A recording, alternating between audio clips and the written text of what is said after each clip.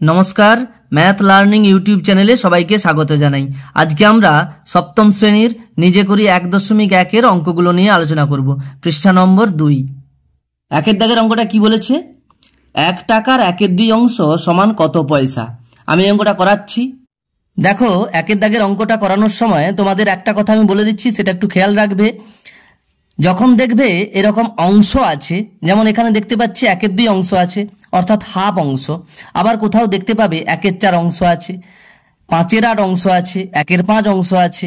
এরকম যখন দেখবে যে অংশ আছে, তখন সবসময় খেয়াল রাখবে অংশ এরকম একা একা থাকে না, সবসময় একটা ফরম্যাটে থাকে। কীরকম ফরম্যাট? ধরো একটা সংখ্যা আছে, এত এর এত অংশ।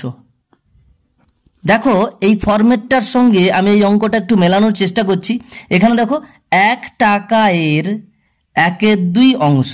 দেখো এখানে 1 টাকা এর 1/2 অংশ। তাহলে এরকম যখন দেখব অংশ আছে, তখন ফরম্যাটটা এরকম হবে। সেটা কীরকম অঙ্কগুলো করতে হয় আমি এখানে দেখাচ্ছি। প্রথমে তোমরা 1 টাকার 1/2 অংশকে, এই যে টাকাটা আছে এটাকে পয়সা করে নিতে পারো, আবার পরে গিয়ে পয়সা করতে পারো। যেহেতু এখানে আমাদের চেয়েছে যে এত সমান কি বলেছে, কত পয়সা, তাহলে এটা যখন পয়সা বের করতে বলেছে, আমি প্রথমেই এখানে পয়সাটা করে নিতে পারি এই টাকাটাকে। তাহলে 1 টাকাকে 100 পয়সা করে নিতে পারি। তাহলে 1 টাকার অর্ধেক অর্থাৎ হাফ অংশ, এটাকে আমরা লিখতে পারি 100 পয়সার হাফ অংশ। যেহেতু 1 টাকা সমান 100 পয়সা, আমি এখানে লিখছি পরের লাইনে 100 পয়সার হাফ অংশ অর্থাৎ 1/2 অংশ। যেহেতু বলে আমরা শর্তটা ঠিক এই লাইনের ডান দিকে লিখে নেব, যে যেহেতু 1 টাকা সমান 100 পয়সা। দেখো, এই অঙ্কটা যদি 2 নম্বরের থাকে, অর্থাৎ 1-এর বেশি অর্থাৎ একাধিক নাম্বারের যদি থাকে, তাহলে আমরা এরকম প্রসেসে করতে পারি। আর যদি 1 নম্বরের অঙ্ক হয়, তাহলে কিন্তু সরাসরি উত্তরটা লিখে দিলেও হবে। আমি এখানে অঙ্কটা বোঝানোর চেষ্টা করছি। দেখো, সেজন্য আমি একটু লেন্দি প্রসেসে তোমাদের অঙ্কটা করিয়ে দিচ্ছি। তাহলে 1 টাকার 1/2 অংশকে আমরা লিখব 100 পয়সার 1/2 অংশ। 1 টাকার হাফ অর্থাৎ 100 পয়সারও হাফ, যেহেতু 1 টাকা সমান 100 পয়সা লিখলাম। সমান করে পরের লাইনে আমরা কি লিখব না, এখানে দেখো 100 পয়সা এর 1/2 অংশ, এই যে ফরম্যাটটা আছে এর, তাই আমরা এরটাকে যেহেতু আমরা জানি গুণের মতো কাজ হয়, তাই লিখব 100 এর হাফ অংশ। তাহলে 100 পয়সার হাফ নিশ্চয়ই কিছু পয়সা হবে, তাই এককটা আমরা পয়সা লিখে নিলাম। সমান দেখো, এটাকে যদি আমরা সরলীকরণ করি, তাহলে দেখো 2 আর 100 কাটাকুটি হবে। যেহেতু 100 এটা লবে আছে, হরে আছে 1, তাহলে আমরা জানি ভগ্নাংশের গুণে উপরের গুলো অর্থাৎ লবের সঙ্গে হরের আমরা কাটাকুটি করতে পারি। তাহলে 2 দিয়ে কাটবো, 2 একে 2, 2 50-এ 100। এই করে দেখতে পাচ্ছি কাটাকুটি হয়ে গেছে। এরপরে আমরা কি জানি না, উপরে উপরে গুণ করে উপরে বসাতে হয়, আর নিচে নিচে গুণ করে নিচে বসাতে হয়। তাহলে 50 আর 1-এর গুণ করলে 50 হবে, আর নিচে 1 একে 1 বসাবো। নিচে যদি 1 হয় অর্থাৎ হরে যদি 1 থাকে, তাহলে সেই 1 লেখার দরকার নেই, লবে যেটা হবে সেটাই হবে উত্তর, অর্থাৎ 50 হয়ে যাবে। এটা হয়ে গেল পয়সা, এককটা থাকলো। তাহলে 1 টাকার 1/2 অংশ সমান 50 পয়সা। যেহেতু আমাদের কত পয়সা বলে প্রশ্নটা জানতে চেয়েছে, তাহলে আমরা লিখতে পারি অতএব 1 টাকার 1/2 অংশ সমান 50 পয়সা। এবারে দেখো, তোমাদের আমি একটু সরলভাবে একটু বুঝিয়ে দেওয়ার চেষ্টা করছি। এখানে কি বলেছিল, 1 টাকার হাফ, 1/2 মানে হাফ। তাহলে 1 টাকার অর্ধেক অর্থাৎ 1 টাকার হাফ মানে 50 পয়সা। 1 টাকা তো 100 পয়সা, তার অর্ধেক কত হবে? 50 পয়সাই হবে। দেখো, এইভাবে প্রসেসে আমরা অঙ্কটা করতে পারি, আর সহজেই তোমরা বুঝতে পারছো 50 পয়সা উত্তর হবে। তাহলে এটাই উত্তর হয়ে যাবে।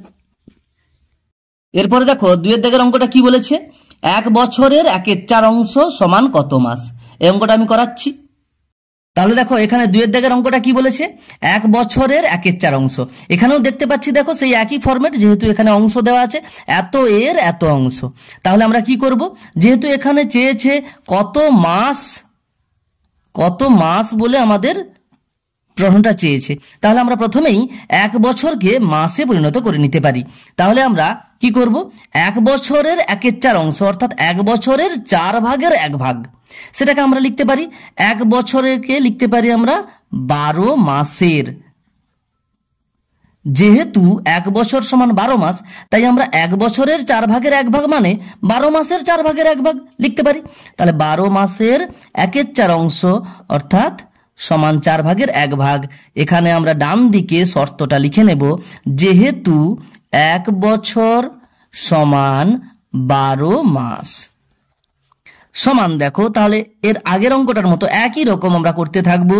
যেহেতু 12 মাস এর আছে, তাহলে আমরা কি করব, গুণ চিহ্ন দেব, 1/4 লিখব, এককটা হয়ে যাবে মাস। দেখো 12 মাসের 4 ভাগের 1 ভাগ অর্থাৎ 12 মাসকে যদি 4 ভাগ করি, তার একটা ভাগ যদি নেই তাহলে সেটা মাসই পাবো এককটা, তাই আমরা একক লিখলাম মাস। এরপরে আমরা সরল করব, 4 দিয়ে সরাসরি কেটে নিচ্ছি, 4 একে 4, 4 3 12। একের দাগের অঙ্কটার মতো একই রকম করছি। দেখো সেই কাটাকাটি করার পরে আমরা দেখলাম যে 3 একে 3 উপরে বসলো, আর নিচে 1 একে 1 লেখার দরকার নেই, এককটা লিখবো মাস। তাহলে দেখতে পাচ্ছি 3 মাস উত্তর হচ্ছে, আমরা শেষমেশ উত্তরটা লিখবো। অতএব 1 বছরের 1/4 অংশ সমান 3 মাস। তাহলে এটাই উত্তর হয়ে যাবে।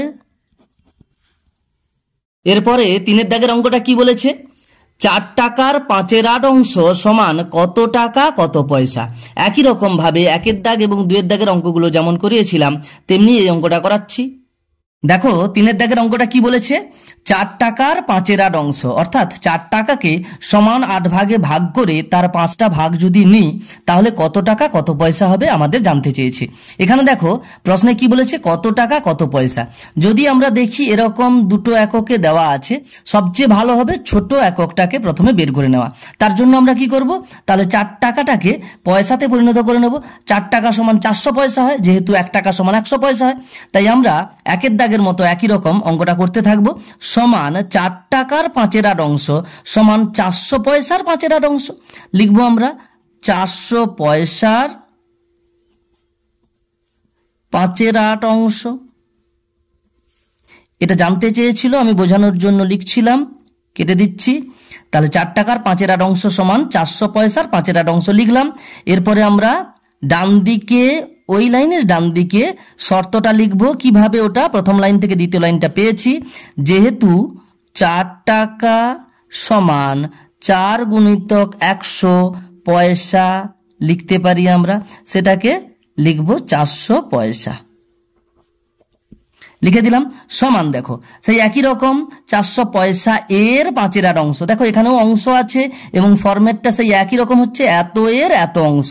তাহলে হয়ে যাবে কি রকম, একই রকম আমরা লিখব 400 এর অর্থাৎ গুণ চিহ্ন দেব, তারপরে 5/8 লিখব, এককটা কি লিখব, পয়সা। আমরা এককটা লিখছি পয়সা। সমান আমরা সরল করব অর্থাৎ কাটাকাটি করব, ভগ্নাংশের গুণ আছে, তাহলে আমরা উপরের অর্থাৎ লবগুলোর সঙ্গে হরগুলোর কাটাকুটি করতে থাকবো। দেখো 8 আর 400 আমি সরাসরি কেটে দিচ্ছি, 8 দিয়ে যদি কাটি 8 একে 8, আর উপরে কাটলে 8 5 40, 8 0 0, তাহলে হয়ে যাচ্ছে কত, 50 আর 5 গুণ করব, উপরে বসাবো 250 হয়ে যাবে। 50 আর 5 গুণ করলে 5 0 0, 5 5 25, আর দেখো নিচে 1 একে 1 বসানোর দরকার নেই, এককটা লিখবো, তাহলে 250 হয়ে গেল পয়সা।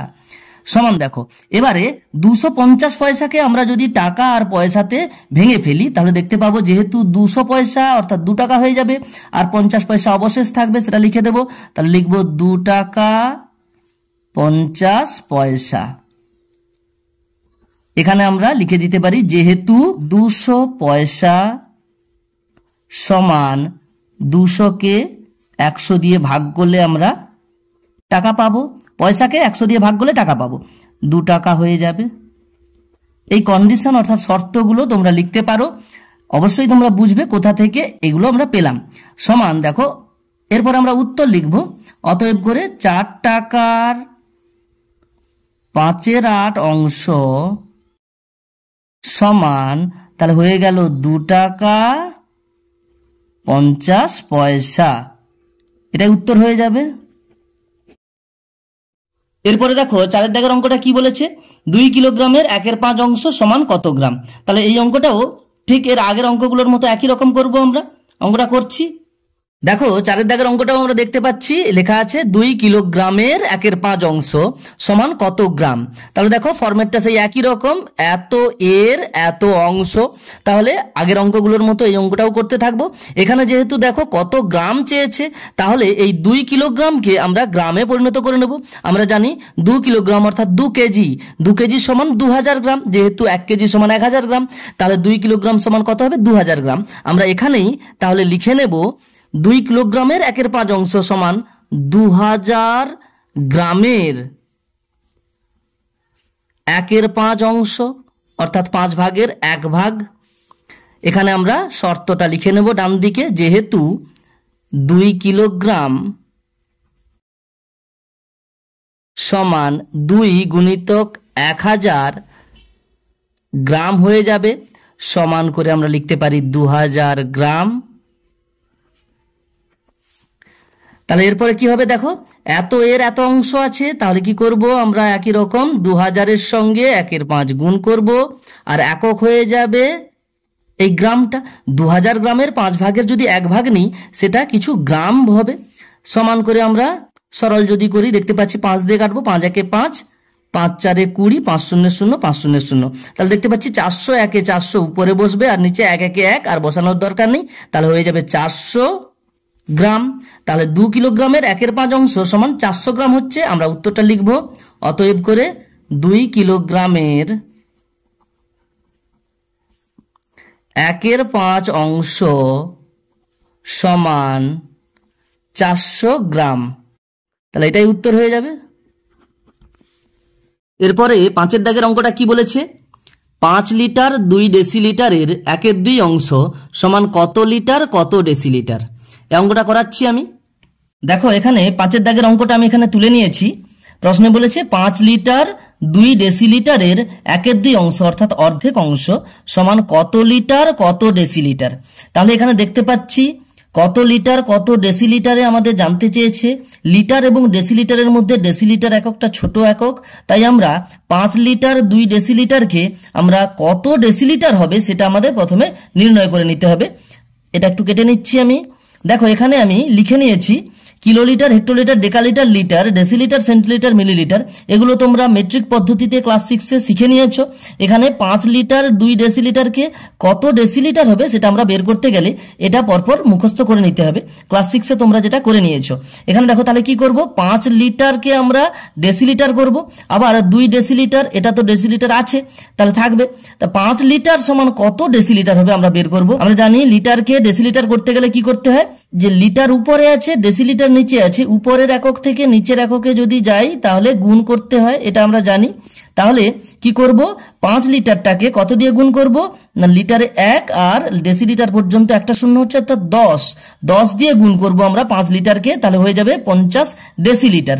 তাহলে হয়ে যাবে সমান 50, এখানে হয়ে গেল 5 গুণিতক 10, তাহলে 5 লিটার সমান 5 গুণিতক 10 অর্থাৎ 50 ডেসিলিটার হয়ে যাবে। আর দেখো এখানে 2 আছে ডেসিলিটার, সেটাও থাকবে, তাহলে হয়ে যাবে 5 গুণিতক 10 যুক্ত 2 এত ডেসিলিটার। অর্থাৎ আমরা ভাষাটাকে যদি একই রকম রাখি তাহলে হবে এত ডেসিলিটারের হাফ অংশ হয়ে গেল। দেখো এখানে লিখছি 5 লিটার 2 ডেসিলিটারের হাফ অংশ সমান এত ডেসিলিটার, অর্থাৎ 5 10 50 আর 2 52 হয়ে যাবে ডেসিলিটার, তাই 52 ডেসিলিটারের হাফ অংশ। আমরা পরের লাইনে ওটাকে লিখব 52 ডেসিলিটারের হাফ অংশ সমান, দেখো এবারে সেই একই রকম ফরম্যাটে চলে আসছে, এত এর এত অংশ। তাহলে আমরা কি করব, 52 এর অর্থাৎ গুণ চিহ্ন দিয়ে হাফ লিখব, এত এককটা দেখো কি হবে ডেসিলিটার হয়ে গেল, সমান এটাকে যদি আমরা সরল করি 2 দিয়ে কাটবো, 2 একে 2, 2 26 52, তাহলে হয়ে যাচ্ছে 26 একে 26 উপরে বসলো, নিচে দেখো 1 একে 1 আর লেখার দরকার নেই, তাহলে 26 ডেসিলিটার হয়ে যাবে। এককটা আমরা লিখলাম ডেসিলিটার। দেখো এবারে 26 ডেসিলিটার সমান কত হবে, 2 লিটার 6 ডেসিলিটার। কেন, দেখো 2 লিটার মানে 2 10 20 ডেসিলিটার, আর কত থাকলো 20 আর 6 26 হচ্ছে, তাহলে 20 ডেসিলিটারটা 2 লিটার হয়ে চলে যাবে, আর 6 ডেসিলিটারটা 6 ডেসিলিটার হিসেবে থেকে যাবে। তাহলে লিখবো আমরা 2 লিটার 6 ডেসিলিটার। কেন? এখানে আমরা যেহেতু করে লিখে দিতে পারি 26 ডেসিলিটার সমান 26কে আমরা কি করব 10 দিয়ে ভাগ করব, সেটা হয়ে যাবে এত ডেসিলিটার, এত লিটার হয়ে যাবে। তাহলে এখান থেকে আমরা পেয়ে যাব 2 লিটার, আর যেটা থাকবে সেটা ডেসিলিটার বলে আমরা লিখে দিতে পারি। এটাই উত্তর হয়ে যাবে। লিখবো আমরা অতএব 5 লিটার 2 ডেসিলিটারের 1/2 অংশ সমান 2 লিটার 6 ডেসিলিটার। এটাই উত্তর হয়ে যাবে। এরপরে দেখো 6 দাগের অঙ্কটা কি বলেছে, একটি সংখ্যার 1/3 অংশের সঙ্গে 20 যোগ করলে 35 হয়, সংখ্যাটি কত হবে হিসাব করি। দেখো এই অঙ্কটা আমি দুরকম পদ্ধতিতে করিয়ে দেব। তোমাদের অবশ্যই আমি বলবো প্রথম পদ্ধতিতেই অঙ্কটা করতে। তোমরা যখন ক্লাস 7-এর পুরো বইটা শেষ করে ফেলবে তখন দ্বিতীয় পদ্ধতিটা তোমরা প্রয়োগ করতে পারো, সেজন্য আমি দুরকম পদ্ধতিতেই অঙ্কটা করিয়ে দিচ্ছি। তাহলে দেখো আমি 6 দাগের অঙ্কটা আমি দুরকম পদ্ধতিতে করে দিচ্ছি। আমি বলবো প্রথম পদ্ধতিতে অবশ্যই তোমরা অঙ্কটা করবে, দ্বিতীয় পদ্ধতি এখনই অ্যাপ্লাই করবে না, যখন বইটা পুরো 7-এর শেষ করে ফেলবে তখন গিয়ে দ্বিতীয় পদ্ধতিতে এই অঙ্কটা করতে পারবে। দেখো বলেছে কি, একটি সংখ্যার 1/3 অংশের সঙ্গে। তাহলে দেখো আমি যদি এটাকে একটা ফরম্যাটে সাজানোর চেষ্টা করি, কি বলেছে, একটি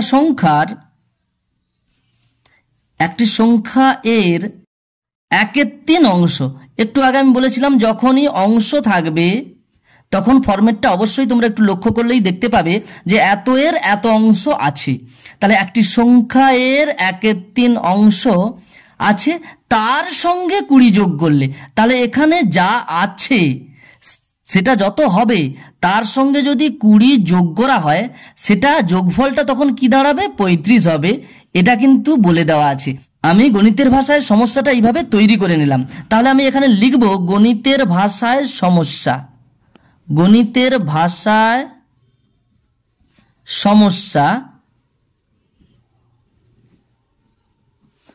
দেখো তাহলে আমাদের অঙ্কটা যেটা দেওয়া আছে সেটাকে আমরা এইভাবে সমস্যাটা গণিতের ভাষায় তৈরি করে নিতে পারি। আমি আরেকবার বোঝানোর চেষ্টা করছি। প্রশ্নে বলেছে একটা সংখ্যার 1/3 অংশ যত হবে তার সঙ্গে 20 যোগ করতে। তাহলে আমি এই ফরম্যাটটা একটু আগে যেটা শিখেছিলাম যে একটা সংখ্যা এর 1/3 অংশ, সেটা সরল করলে আমরা একটা সংখ্যা পাবো, তার সঙ্গে 20 যোগ করলে তবে গিয়ে 35 হবে, এটা বলে দেওয়া আছে। সেই হিসাবে আমরা গণিতের ভাষায় সমস্যাটা তৈরি করে নিয়েছি। দেখো এখান থেকে আমরা সহজেই অঙ্কটা করে নিতে পারবো। দেখো কি বলেছে, তাহলে এটা যত হবে তার সঙ্গে 20 যোগ করেছে তবে গিয়ে 35 হবে। দেখো এখানে যদি 15 হয়, 15-র সঙ্গে 20 যোগ করলে তবে গিয়েই তো 35 হয়, আমরা জানি। তাহলে নিশ্চয়ই এটা কত হবে, 15 হবে। তাহলে আমরা লিখতে পারি অতএব এই যেটা আছে অর্থাৎ এত এর 1/3 অংশ, এটা আমরা নিশ্চিতভাবে বলতে পারি 35 থেকে যদি 20 বাদ দিয়ে দিই অর্থাৎ এটা কত হচ্ছে, 15। তাহলে এটা 15 আর এর সঙ্গে 20 যোগ করেছি, 15 যুক্ত 20 35, দেখো মিলে যাচ্ছে। তাহলে নিশ্চয়ই এটা কত, 15। সেটা কি করে পেলাম না, 35 থেকে 20 বাদ দিয়ে দাও তবে গিয়ে আমরা 15 পাচ্ছি, সেটাই আমি এখানে করে দেওয়ার চেষ্টা করেছি। তাহলে এটা পেলাম কত, 15। এবারে দেখো আমরা যদি এখানে আর একটু বোঝার চেষ্টা করি, দেখো একটা সংখ্যা আছে তার 1/3 অংশ অর্থাৎ 3 ভাগের 1 ভাগ। তাহলে একটা সংখ্যার 3 ভাগের 1 ভাগ করলে সেটা 15 হয়। তাহলে সংখ্যাটা কত না, ওই সংখ্যাটা হবে এই 15কে যদি 3 দিয়ে গুণ করে দিই, কারণ 3টে ভাগ করে একটা ভাগ 15, আর তাহলে একটা ভাগ 15, আবার একটা ভাগ 15, আর একটা ভাগ 15, এটা 3টা ভাগ। তাহলে আমরা পেলাম 15 15 15 অর্থাৎ 15 3 45। এটাই হবে কিন্তু এই সংখ্যাটা। তাহলে আমরা কি পাবো, অতএব সংখ্যাটি সমান, এখানে তোমরা সংখ্যা বলে লিখতে পারো, সংখ্যা বা সংখ্যাটি এটা লিখতে পারো। তাহলে ওই সংখ্যাটার 1/3 অংশ অর্থাৎ 3 ভাগের 1 ভাগ, 3টে ভাগ করে তার একটা ভাগ যদি নেই সেটা হবে 15। তাহলে সংখ্যাটি সমান কত হবে না, 15-র সঙ্গে 3 তোমরা গুণ করে নিতে পারো, অর্থাৎ এই যে 1/3টা আছে 15 ভাজিতক 1/3 করে তোমরা 15 গুণিতক 3-এর 1 অর্থাৎ 15 গুণিতক 3 সমান 45 পেয়ে যেতে পারো। তাহলে সংখ্যাটা কত পাবে 45। এইভাবে তোমরা প্রথম পদ্ধতিতে অঙ্কটা করে নিতে পারবে। এই একই রকম পদ্ধতিতে যদি আমরা এই যে শূন্যস্থানটা যেটা ছিল সেটাকে যদি এক্স ধরে নিই, তাহলে আমরা যে পদ্ধতি পাবো সেটাকে বলা হয় সমাধান। সমীকরণ গঠন করে সমাধান তোমরা ক্লাস 7-এর একদম শেষে করতে পারবে। তখন গিয়ে তোমরা এটাকে খুব সহজে এই যে ফরম্যাটটা আমি ড্যাশ দিয়ে গেছিলাম, তোমরা এখানে এক্স বসিয়ে অঙ্কটা করে নিতে পারবে। কিরকম? তাহলে এই যে শূন্যস্থান যেটা ছিল অর্থাৎ সংখ্যাটা যেটা, সেটা যদি আমরা এক্স ধরে নিই, তাহলে এক্স এর 1/3 অংশ, একটু ভালো করে বোঝো, এক্স এর 1/3 অংশ তাহলে কি ছিল, এর আগের অঙ্কগুলো করেছিলাম, এক্স এর 1/3 অংশ অর্থাৎ এক্স গুণিতক 1/3 লিখে দিতাম, তার সঙ্গে 20 যোগ করতে গিয়ে আমরা 35 পেয়ে গেছিলাম। এইভাবে আমরা এটা যেটা হলো এটাকে বলে সমীকরণ। এটা তোমরা ক্লাস 7-এর একদম শেষে শিখবে, সেজন্যই আমি এখন এটার উপরে জোর দিতে না বলছি, এটা একটু আরেকবার বোঝার চেষ্টা করবে। এখানে আমি সমীকরণ গঠন করে সমাধানটা আমি বুঝিয়ে দেওয়ার একটু চেষ্টা করছি। তাহলে এটা যত হবে তার সঙ্গে 20 যোগ করবো 35 হবে, তাহলে এটা নিশ্চিতভাবে সেই একই রকম। তাহলে কত হবে? 15 যুক্ত 20 তবেই গিয়েই 35 হবে। তাহলে এটা হয়ে যাবে, আমি সরাসরি বলে দিচ্ছি, এটা হয়ে যাবে 15। এইভাবে তোমরা বের করে নিতে পারবে। তাহলে দেখো এক্স এর সঙ্গে 1/3 গুণ করতে গিয়ে 15 হয়েছে, তাহলে এক্স কত হবে তোমরা এর পরে জানবে। যখন আমরা কোনো সংখ্যার সঙ্গে এরকম গুণ করে এটা পাবো, তাহলে এটা কি হবে, এটা যদি ওদিকে যেতে চায় তাহলে কি হবে, এই 3টা ভাগ ছিল, এটা আসলে 1/3 গুণ অর্থাৎ 3 ভাগ আছে 1 গুণ আছে, তাহলে কি হবে, এই 3 যে ভাগটা আছে সেটা ওপাশে গেলে কি হবে, গুণ হয়ে যাবে। এখন কিন্তু আমি এরকম বোঝানোর পক্ষপাতী নই, আমি বরং বলবো এটা মতো করেই এটা বোঝার চেষ্টা করো। তাহলে এক্সটা কি পাবো, আমরা দেখতে পাচ্ছি এক্স এর সঙ্গে 1/3 গুণ করেছি, অর্থাৎ এক্স এর 3টে ভাগ করে তার একটা ভাগ নিয়েছি, তবে গিয়ে 15 হয়েছে। আবার বলছি ওই সংখ্যাটার 3টে ভাগ করেছি, 3টে ভাগ করে প্রত্যেকটা ভাগ কত করে পাচ্ছি, 15 15 15, তার একটা ভাগ 15, তাহলে আরেকটা ভাগও 15, আরেকটা ভাগও 15, তবে গিয়ে পাচ্ছি আমরা এটা কত, আসলে 15 গুণিতক 3 সমান হয়ে যাবে 45। তাই এটা যে প্রসেস, এটাকে বলা হয় সমাধান, আর এই প্রথম লাইনটাকে বলা হয় সমীকরণ। সেটা তোমরা ক্লাস 7-এর শেষে গিয়ে শিখবে, এখনই এগুলো মাথা ঘামানোর দরকার নেই। এই অঙ্কটা এরকম করতে হবে, এটা একটু বুঝে নেওয়ার চেষ্টা করো। তাহলে আমরা লিখতে পারি অতএব সংখ্যাটি সমান 45, এটাই উত্তর হয়ে যাবে। এরপরে দেখো 7-এর দাগের অঙ্কটা কি বলেছে, হিসাব করে দেখি 5-এর 7-এর 2 গুণের সঙ্গে কত যোগ করলে 3 পাবো। দেখো এই অঙ্কটাও কিন্তু 6-এর দাগের মতো একই রকম দুরকম পদ্ধতিতে করতে পারি। আমি আবারও বলবো, যেহেতু আমরা সমীকরণ গঠন করে সমাধান শিখিনি, যেটা কিনা ক্লাস 7-এর একদম শেষে আছে, তাই আমি বলবো 6-এর দাগের অঙ্কের প্রথম পদ্ধতি যেটা করে দিয়েছিলাম সেরকমই আমি এই 7-এর দাগের অঙ্কটাও করিয়ে দিচ্ছি। তাহলে দেখো আমরা 7-এর দাগের অঙ্কটা 6-এর দাগের প্রথম পদ্ধতির মতোই অঙ্কটা করব আমরা। তাহলে কি করব, গণিতের ভাষায় সমস্যাটা প্রথমে তৈরি করে নেওয়ার চেষ্টা করব। বলেছে কি 5-এর 7-এর 2 গুণের সঙ্গে, তাহলে 5-এর 7-এর 2 গুণ অর্থাৎ 5-এর 7কে 2 দিয়ে গুণ করব, যত হবে তার সঙ্গে কত যোগ করলে সেই যোগফলটা 3 হবে, অর্থাৎ এটা 3 পাবো।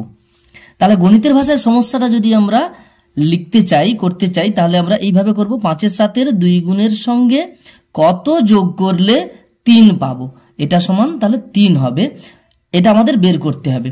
তাহলে দেখো 5-এর 7-এর 2 গুণ বলতে 5-এর 7-এর সঙ্গে 2 গুণ করলে যত হবে, তাহলে এটা যদি আমরা সরল করি তাহলে আমরা কি পাবো, 2 সমান 2/1 করে নিতে পারি। তাহলে 5 গুণিতক 2 উপরে বসলো 5 দুগুণে 10, নিচে বসলো 7 একে 7, তাহলে এটার সঙ্গে এটা যোগ করলে 3 পাবো।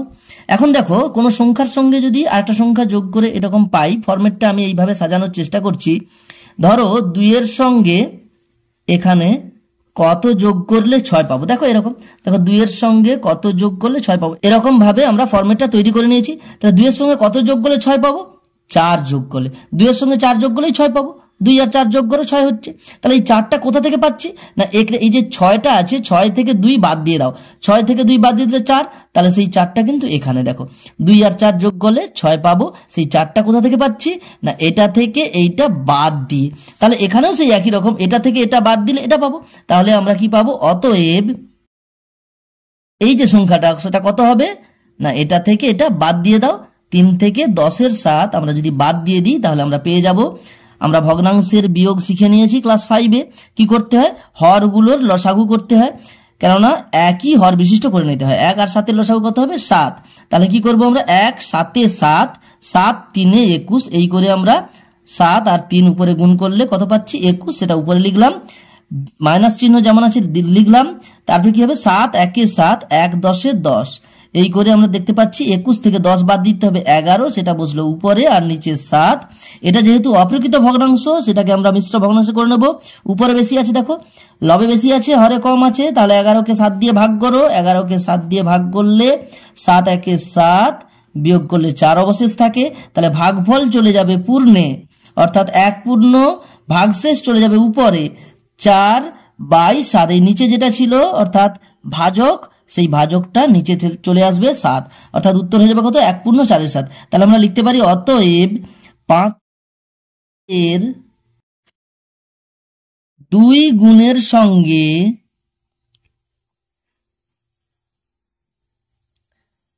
1 পূর্ণ 4/7, এই যে এটাই উত্তর পেলাম আমরা। এর 2 গুণের সঙ্গে 1 পূর্ণ 4/7 যোগ করলে 3 পাবো, তাই এটাই উত্তর হয়ে যাবে। এরপরে দেখো 8 দাগের অঙ্কটা কি বলেছে, 5 7 সঙ্গে কত গুণ করলে 4 পাবো হিসাব করি।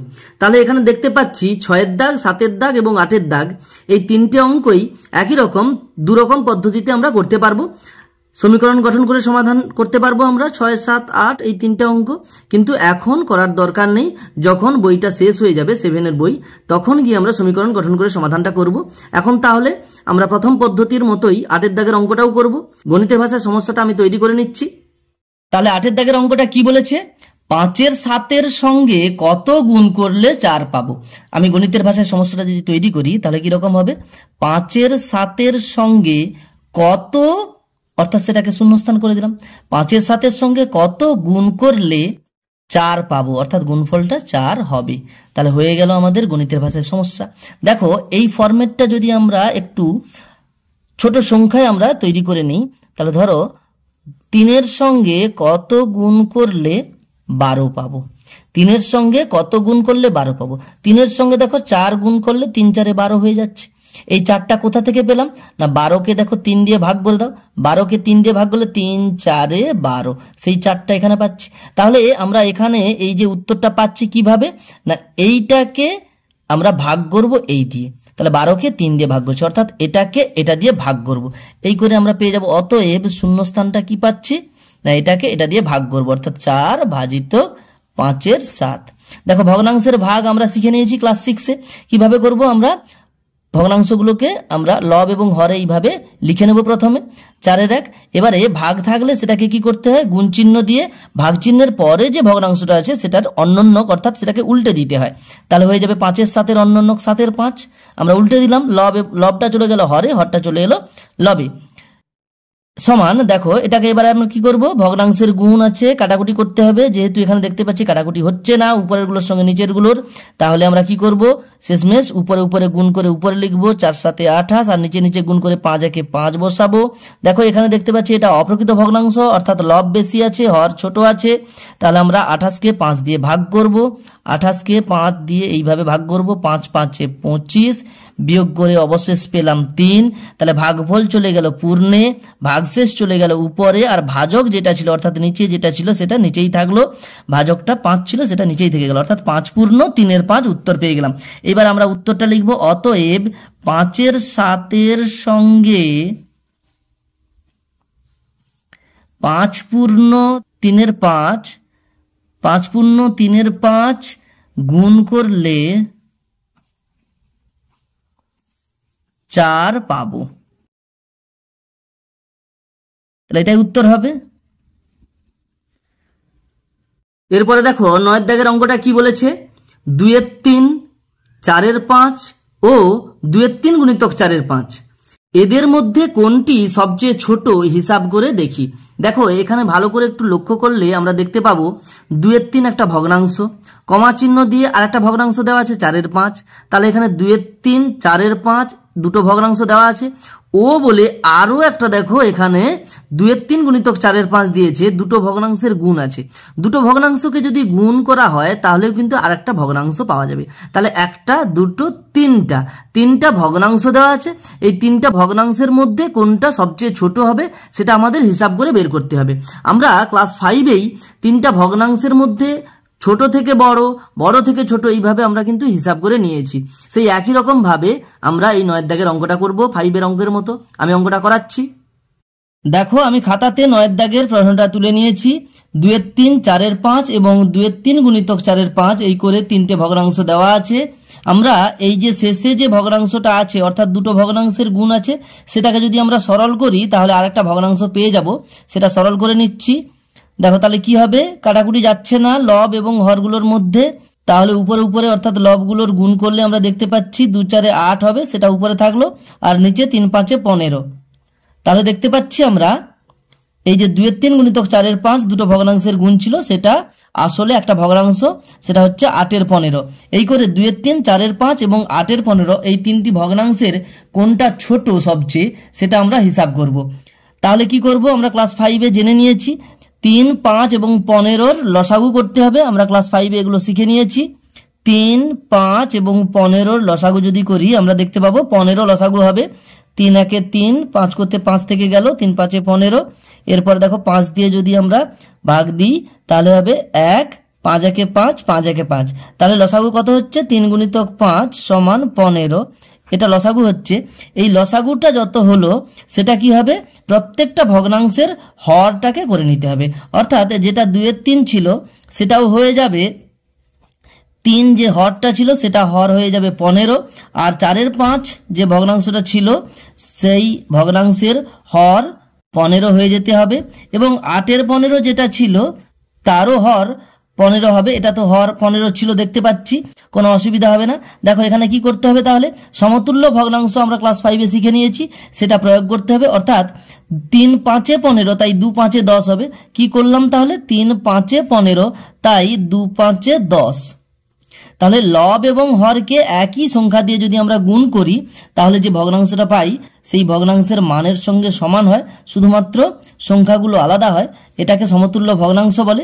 অর্থাৎ 2/3-এর সমতুল্য ভগ্নাংশ 10/15, এগুলো আমরা শিখে নিয়েছি ক্লাস 5-এ। একই রকমভাবে 4/5-কে যদি আমরা সমতুল্য ভগ্নাংশ বের করি অর্থাৎ 5 3 15, 4 3 12 হয়ে যাবে। অর্থাৎ 4/5-এর সমতুল্য ভগ্নাংশ 12 15 পাবো। কিভাবে হচ্ছে, 5 3 15 তাই 4 3 12, অর্থাৎ 12 15 পেয়ে গেলাম। এটা দেখতে পাচ্ছি 8/15 ছিল, 15 তো নিচে আছে, সেই 15ই থাকবে। তাহলে আমরা যদি এই লাইনটা নাও করি সরাসরি 8/15 লিখে দিতে পারি। দেখো 15 1 15 তাই 8 1 8, এই করে 8/15টা 8/15ই থাকলো। তাহলে প্রত্যেকটা ভগ্নাংশের আমরা একই হর করে নিতে পারলাম সমতুল্য ভগ্নাংশ প্রয়োগ করে। এখানে দেখতে পাচ্ছি 10/15, 12/15, 8/15 এই তিনটি ভগ্নাংশের মধ্যে দেখো 8/15 সবচেয়ে ছোট ভগ্নাংশ। কেননা হর যদি একই হয়ে যায় কোনো ভগ্নাংশগুলোর তাহলে যে ভগ্নাংশের লব ছোট সেই ভগ্নাংশটা ছোট হয়ে যায়। এখানে দেখো হর একই, এখানে 8/15 অর্থাৎ 8 যে লবটা আছে সেটা কিন্তু বাকি ভগ্নাংশের লবের থেকে ছোট, তাই 8/15 ভগ্নাংশটা সবচেয়ে ছোট হবে। এখানে আমাদের এই তিনটে ভগ্নাংশ দেওয়া ছিল, এই 2/3, 4/5 এবং 2/3 গুণিতক 4/5, এই তিনটার মধ্যে কোনটা সবচেয়ে ছোট। তাই আমরা দেখতে পাচ্ছি 8/15 অর্থাৎ এই যে ভগ্নাংশ আছে অর্থাৎ দুটো ভগ্নাংশের গুণফল সেটাই কিন্তু সবচেয়ে ছোট হচ্ছে। আমরা উত্তরটা লিখব, অতএব সবচেয়ে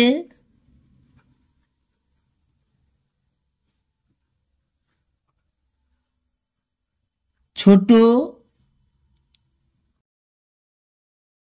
সমান 2/3 গুণিতক 4/5, এটাই উত্তর হয়ে যাবে। এরপরে 10-এর দাগের অঙ্কটা কি বলেছে, 5/2, 7/3 ও 5/2 গুণিতক 7/3 এদের মধ্যে কোনটি সবচেয়ে বড় হিসাব করে দেখি। তাহলে দেখতে পাচ্ছি আমরা 10-এর দাগের অঙ্কটা একই রকম 9-এর দাগের মতোই হবে। আমি অঙ্কটা করছি। দেখো খাতাতে আমি 10-এর দাগের অঙ্কটা মোটামুটি তুলে নিয়েছি। 5/2, 7/3 এবং 5/2 গুণিতক 7/3 এরকম তিনটি ভগ্নাংশ দেওয়া আছে। এই তিনটি ভগ্নাংশের মধ্যে সবচেয়ে বড় কোনটা হবে সেটা আমাদের বের করতে হবে। তাহলে 9 দাগের মতো একই রকম আমরা যদি এই ভগ্নাংশ যেটা আছে দুটো ভগ্নাংশের গুণফল রূপে আছে এটাকে যদি আমরা সরল করে নিই তাহলে একটা ভগ্নাংশ পেয়ে যাব। সেটা প্রথমে আমি সরল করে নিচ্ছি। তাহলে কি হবে, লবগুলোর সঙ্গে হরগুলোর আমরা কাটাকুটি করব। এখানে দেখতে পাচ্ছি কাটাকুটি যাচ্ছে না, তাই 5 7 35 উপরে আমরা গুণ করে উপরে বসিয়ে দিলাম, আর নিচের গুলো অর্থাৎ হরগুলোর গুণ করে আমরা নিচে বসাচ্ছি 2 3 6। তাহলে এটা কত পেলাম আমরা, 35 6। তাহলে 5 2 7 3 এবং 35 6 এই তিনটি ভগ্নাংশের মধ্যে সবচেয়ে বড় কোনটা হবে সেটা আমাদের বের করতে হবে। তার জন্য কি করতে হবে, ভগ্নাংশগুলোর হরগুলোকে একই করে নিতে হবে। তাহলে 2 3 আর 6 যে হরগুলো আছে তাদের আমরা যদি একই করতে চাই লসাগু করতে হবে। একই রকম 9 দাগের মতোই আমি অঙ্কটা করছি। 2 3 আর 6 এই হরগুলোকে লসাগু করব।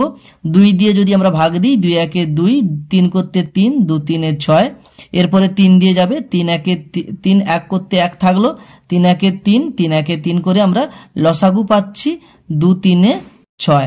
আমরা জানি এইগুলো সবগুলোকে গুণ করলেই আমরা লসাগুটা পাই। এখানে যেহেতু 1 আছে তাই আর গুণ করছি না, 1 কে গুণ করলে সেটাই হয় 2 3 6, 1 6, 1 6, 1 6 পাবো। লসাগু তাহলে পেলাম 6। এবারে কি করব, প্রত্যেকটা ভগ্নাংশের হর একই অর্থাৎ 6 করতে হবে। তাহলে এখানে আছে 5 2, সেটাকে আমরা কি করব, হরটাকে 6 করব সমতুল্য ভগ্নাংশের সূত্র প্রয়োগ করে। 7 3 আছে তারপরের ভগ্নাংশ, একই রকম আমরা চাইব হরটা 6 করে নিতে। তারপরে যে ভগ্নাংশটা আছে 35 6, সেটা আর যদি আমরা কিছুই না করি তাতেও আমরা পেয়ে যাব 35 6, অর্থাৎ নিচে 6 থাকলো। এরপরে দেখো আমরা কি করব, 2 3 6 হয় তাই 5 3 15 করব। লব এবং হরকে একই সংখ্যা দিয়ে আমরা গুণ এবং ভাগ করতে পারি, তাতে করে ভগ্নাংশের মানের কোনো পরিবর্তন হয় না, সমতুল্য ভগ্নাংশের সূত্র। তাহলে 2 3 6 যদি করি আমরা তাহলে 5 3 15 পেয়ে যাব। লব এবং হরকে 3 দিয়ে গুণ করেছি। এখানে দেখতে পাচ্ছি 3 2 6, 3 2 6, তাই 7 2 14 হয়ে যাবে, 7 2 14 হয়ে যাবে।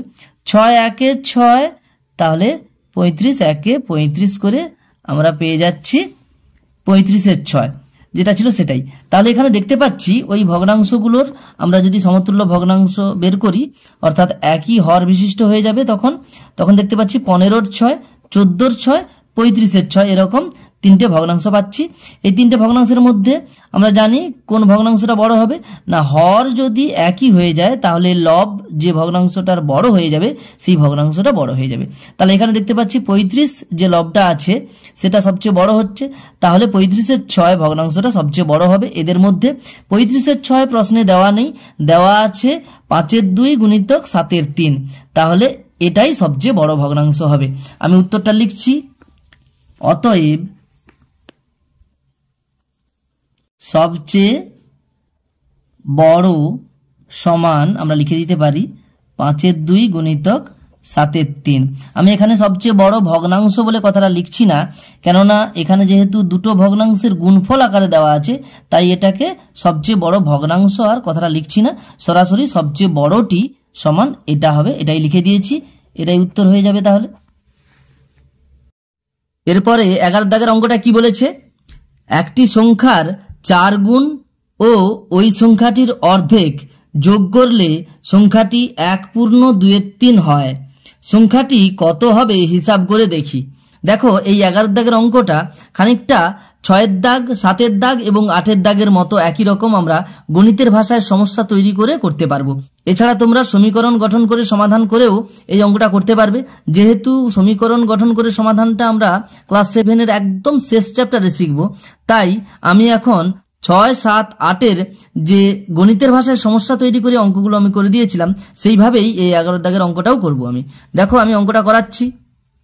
তাহলে দেখো 11 দাগের অঙ্কটা আমরা 6 দাগ 7 দাগ এবং 8 দাগের মতোই গণিতের ভাষায় সমস্যাটা তৈরি করে নেব। প্রথমে 11 দাগের অঙ্কটাতে প্রথমে বলেছে একটা সংখ্যার 4 গুণ এবং ওই সংখ্যাটির অর্ধেক। তাহলে একটা সংখ্যা তার 4 গুণ অর্থাৎ সংখ্যাটার 4 গুণ বলতে সংখ্যাটাকে 4 দিয়ে যদি গুণ করি যে সংখ্যাটা পাবো সেটা, এবং তার সঙ্গে সঙ্গে কি বলেছে ওই সংখ্যাটার অর্ধেক ওটার সঙ্গে যোগ করে দেব, অর্থাৎ সংখ্যাটার 4 গুণ এবং সংখ্যাটার অর্ধেক যোগ করব। তাহলে সংখ্যাটার অর্ধেক বলতে এর অর্ধেক অর্থাৎ তার হাফ গুণ, তাহলে ওই সংখ্যাটারই হাফ গুণ করব এবং 4 গুণ করব, তাকে যোগ করে দেবো। সেটা কি হবে? তখন হবে 1/2/3 হয়ে যাবে। এখন এটাকে যদি আমরা একটু সরল করি তাহলে স্পষ্টই আমরা বুঝতে পারবো একটা সংখ্যার 4 গুণ করেছি, আবার ওই সংখ্যাটার অর্ধেক গুণ করেছি, তাকে আমরা যোগ করব, তাহলে আলটিমেট কি দাঁড়াবে? সংখ্যাটার 4.5 গুণ হয়ে যাবে। তাহলে আমরা এটাকে সরল করে বলতে পারি সংখ্যাটির 4.5 গুণ, অর্থাৎ সংখ্যাটির সঙ্গে কি করব? 4.5 গুণ করে দেবো, অর্থাৎ 4×1=2 গুণ করে দেবো, তবে গিয়ে হবে 1/2/3। এটাকে যদি আমরা একটু সরল করে নিই তাহলে পাবো সংখ্যাটি এর সঙ্গে কত গুণ করছি? 4.5, অর্থাৎ 4×1=2। এটাকে আমরা ভেঙে ফেলবো, মিশ্র ভগ্নাংশ আছে, এটা অপ্রকৃত ভগ্নাংশ নির্ণয় করব আমরা। 2×4 = 8, 1 যোগ করলে 9 হয়ে যাবে উপরে, আর নিচে 2 সমান হয়ে যাবে। এটাকে যদি আমরা একটু সরল করে নিই অর্থাৎ ভেঙে ফেলি, তাহলে 3×1=3 গুণ করব, আর 2 যোগ করলে কত হবে? 3×3 আর 2 যোগ করলে 5, সেটা উপরে থাকলো, আর নিচে যেটা ছিল অর্থাৎ 3 সেটা থাকলো। এরপরে দেখো এই যে ফরম্যাটটা, এটাকে যদি আমরা সাজাই কিরকম দেখাচ্ছে? যেন একটা সংখ্যার সঙ্গে ধরো 3 গুণ করতে গিয়ে 6 হচ্ছে, দেখো ড্যাশ ইন্টু একটা সংখ্যা আছে সমান এত, তাহলে ড্যাশ ইন্টু 3 সমান 6, এইরকম ফরম্যাটে যদি আমরা ভাবি, দেখো কতর সঙ্গে 3 গুণ করলে 6 হবে? না 2 এর সঙ্গে। 2 3 6, 2 এর সঙ্গে 3 গুণ করলে 6 হয়। এই 2টা কোথা থেকে পাচ্ছি আমরা? 6কে দেখো 3 দিয়ে যদি ভাগ করি, 6কে 3 দিয়ে ভাগ করলে 3 2 6 পাবো। এই করে আমরা এখানে 2টা পাচ্ছি। তাহলে এখানে দেখো সেই একই রকম 6কে 3 দিয়ে যেমন এখানে ভাগ করেছি, তাহলে এটাকে এটা দিয়ে ভাগ করবো, অর্থাৎ 5/3কে 9/2 দিয়ে আমরা ভাগ করব। অতএব করে আমরা বলতে পারি সংখ্যাটি সমান 5/3 ভাগ 9/2। দেখো ভগ্নাংশের ভাগ আছে, আমরা জানি ভগ্নাংশের ভাগ কিভাবে করতে হয়, ক্লাস 6-এ শিখে নিয়েছি। তাহলে ভাগ চিহ্নটাকে আমরা গুণ চিহ্নে করে নিলাম, আর ভাগের পরে যে ভগ্নাংশটা আছে তার অন্যন্যক নিয়ে নেব, অর্থাৎ সেটাকে আমরা উল্টে দেব, লবটা চলে যাবে হরে, হরটা চলে আসবে লবে। এই করে 9/2 ছিল, 2/9 হয়ে গেল, উল্টে গেল। এরপরে আমরা কি করব? কাটাকুটি করব। দেখো 5/3 গুণিতক 2/9 যদি আমরা কাটাকুটি করি, লবগুলোর সঙ্গে হরগুলো এখানে দেখতে পাচ্ছি কাটাকুটি যাচ্ছে না, তাহলে কি হবে? উপরে উপরে গুণ হয়ে উপরে বসবে, 5 2 10, আর নিচে নিচে গুণ হয়ে নিচে বসবে, অর্থাৎ 9 3 27। তাহলে হয়ে যাচ্ছে সংখ্যাটা 10/27। এই 10/27 সংখ্যাটার যদি 4 গুণের সঙ্গে ওই সংখ্যাটার যদি অর্ধেক যদি আমরা যোগ করে দিই, তাহলে কিন্তু সংখ্যাটা 1/2/3 হবে। তাহলে আমরা লিখব অতএব সংখ্যাটি সমান 10/27। এটাই উত্তর হয়ে যাবে। এরপরে দেখো 12 দাগের অঙ্কটা কি বলেছে? 1/2 - 1/3 ভগ্নাংশটি 1/2 প্লাস 1/3 এর মধ্যে কতবার আছে হিসাব করে দেখি। আমি অঙ্কটা করাচ্ছি। দেখো 12 দাগের অঙ্কটাতে আমি খাতাতে একটা প্রশ্ন লিখেছি কি 5 সংখ্যাটি 20 এর মধ্যে কতবার আছে। দেখো প্রশ্নে বলেছে কি একটা ভগ্নাংশ দেওয়া আছে, অর্থাৎ সেটাও একটা সংখ্যা, সেই সংখ্যাটি বলেছে আর একটা ভগ্নাংশের মধ্যে কতবার আছে, অর্থাৎ একটা সংখ্যা আর একটা সংখ্যার মধ্যে কতবার আছে সেটাই আমাদের জানতে চেয়েছে। আমি এখানে সবসময় খেয়াল রাখবে, যে কোনো প্রশ্নকে আমরা যদি সরল একটা স্বাভাবিক সংখ্যাতে প্রকাশ করে নিই, ছোট্ট স্বাভাবিক সংখ্যা যদি নিয়ে নিই, তাহলে আমরা সহজেই বুঝতে পারি যে অঙ্কটা কি করতে বলেছে। দেখো এখানে আমরা সহজেই বুঝতে পারছি 5 সংখ্যাটি 20 এর মধ্যে কতবার আছে? 4 বার আছে। কেননা 20তে দেখো 5 2বার যদি হয় 5 2 10, 5 যদি 3 বার হতো 5 3 15, 5 দেখো 4 বার হলে 5 4 20, তাহলে 20তে 5 4 বার আছে। কি করে পাচ্ছি আমরা? 20কে 5 দিয়ে আমরা ভাগ করব। 20কে 5 দিয়ে ভাগ করলে আমরা দেখতে পাচ্ছি 5 4 20 হচ্ছে, অর্থাৎ 20-র মধ্যে 5 সংখ্যাটা 4 বার থেকে যাবে। একই রকম ভাবে প্রশ্নে দেওয়া আছে 1/2 - 1/3 ভগ্নাংশটা, হ্যাঁ এটা কি বলেছে? 1/2 প্লাস 1/3 এর মধ্যে কতবার আছে। তাহলে কি করব? একই রকম এই অঙ্কটা যেমন ভাবে বলছিলাম, এই যে উপরেরটা, যে 20কে 5 দিয়ে ভাগ করে দাও, তাহলে আমরা 5 4 20, অর্থাৎ 20-র মধ্যে 5 সংখ্যাটা 4 বার পাবো। সেই একই রকম তাহলে আমরা কি করব? এটাকে এটা দিয়ে ভাগ করব। তাহলে 1/2 - 1/3 সমান কত হচ্ছে? এটা আমরা যদি সরল করে নিই তাহলে কি পাবো, ভগ্নাংশের বিয়োগ ক্লাস 5-এ শিখে নিয়েছি। 2 আর 3-এর লসাগু করলে 6 পাচ্ছি, 2 3-এ 6, 3 1-এ 3 পেলাম, আর 3 2-গুণে 6 মাইনাস চিহ্ন দিলাম, 3 2-গুণে 6, 2 1-এ 2 করে 1-এর 6 পাচ্ছি, এটা একটা পাচ্ছি। আর 1-এর 2 প্লাস 1-এর 3 অর্থাৎ এটাকে যদি আমরা সরল করি তাহলে কি করব, এরই মতো আমরা কি করব, শুধু যোগ চিহ্নটা দিয়ে দেব, অর্থাৎ 5-এর 6 হয়ে যাচ্ছে। তাহলে আমরা দেখতে পাচ্ছি 1-এর 6 সংখ্যাটা 5-এর 6-এর মধ্যে কতবার আছে।